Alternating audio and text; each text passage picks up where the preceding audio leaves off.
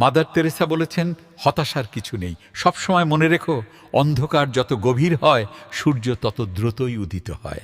স্বামী বিবেকানন্দ বলেছেন, একাকিত্ব তোমাকে এমন কিছু শেখাবে যা পৃথিবীর কোনো ভালো বই শেখাতে পারবে না। আব্দুল কালাম স্যার বলেছেন, ভাঙা বিশ্বাস আর ফেলে আসা সময় কোনো দিন ফিরে আসে না। রবীন্দ্রনাথ ঠাকুর বলেছেন, যে ভালো দেখতে তার কাছে নয়, যে ভালো রাখতে পারে তার কাছে যাও।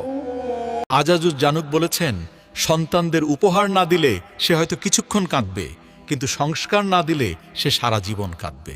স্বামী বিবেকানন্দ বলেছেন, লেবুর এক ফোঁটা যেমন 1000 লিটার দুধ নষ্ট করে দেয়, তেমনি মানুষের অহংকার তার 1000 গুণকে নষ্ট করে দেয়।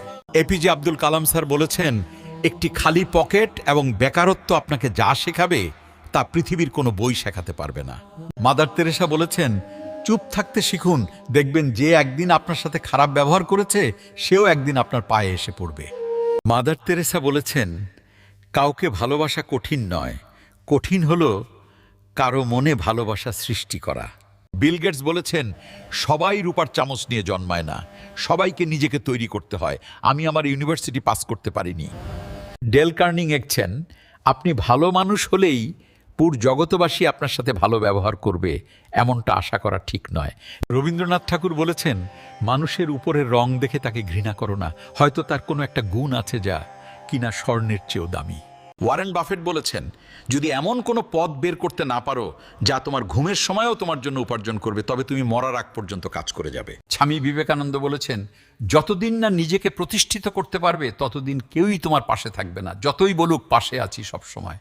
হুমায়ুন আহমেদ বলেছেন, একজন মানুষ দুটি কারণে সবচেয়ে বেশি বদলে যায়, যখন তার জীবনে বিশেষ কেউ আসে অথবা যখন তার জীবন থেকে বিশেষ কেউ হারিয়ে যায়। ওয়ারেন বাফেট বলেছেন, মানুষ নিজের পিছনে যে বিনিয়োগ করে সেটাই তার সর্বোচ্চ লাভজনক বিনিয়োগ।